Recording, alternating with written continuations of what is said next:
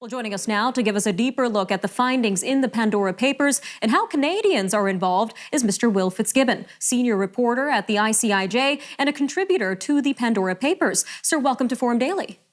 Thanks for having me. So, sir, let's start with a brief overview of what exactly the Pandora Papers are and what information can be found in them.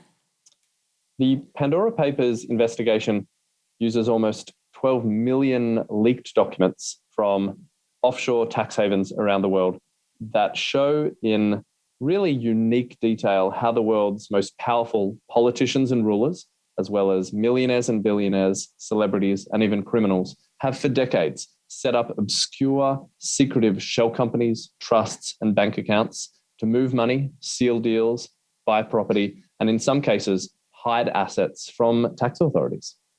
And how do these Pandora Papers compare to previous investigations by the ICIJ, like the Panama and Paradise Papers?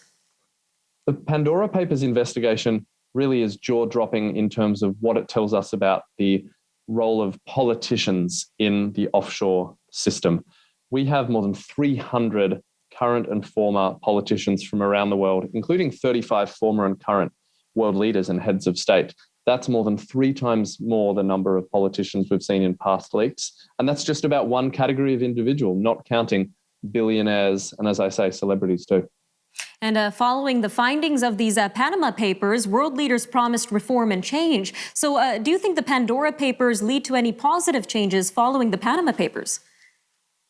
Well, I think you're right, really, that one of the lessons from the Pandora Papers really is the limits of action since previous scandals. And one of the takeaways from the Pandora Papers just is this double act that so many politicians appeared to be engaged in. You know, we've highlighted, for example, politicians like the president of Kenya, the prime minister of the Czech Republic, even the king of Jordan, rulers who profess to have a pro-transparency, anti-corruption, reformist image, and yet who themselves are now linked to secretive offshore deals. I think on the one hand, that indicates the challenges ahead. But I also don't want people to think that such exposés lead to no consequences at all. You know, governments have improved in some cases the system previously, and we've already heard from governments around the world that they'll be paying very close attention to these Pandora Papers revelations.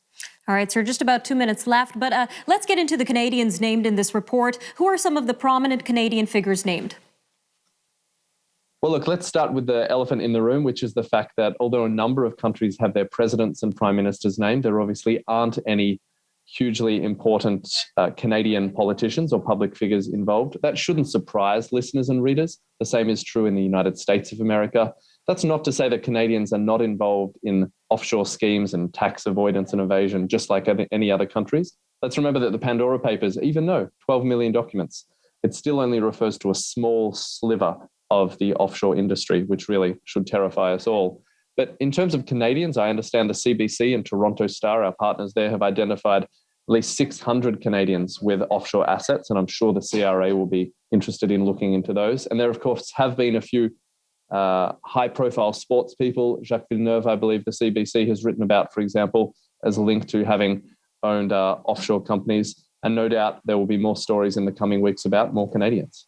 All right, sir, just about a minute left here, but what would you say are some realistic steps that world officials can take to hold these individuals to account and what you refer to as a shadow economy on your website? Look, I think according to many experts, law professors and financial transparency advocates we speak to, there are some quite simple steps.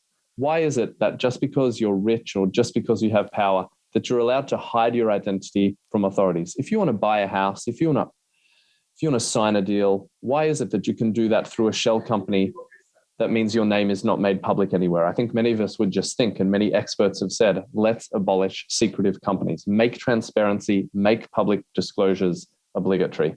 There are a number of these tweaks that experts say could be done overnight if governments really wanted to. I think the lesson here is, given the implication of politicians in the Pandora Papers, is there that political will? It's the question mark for many to answer.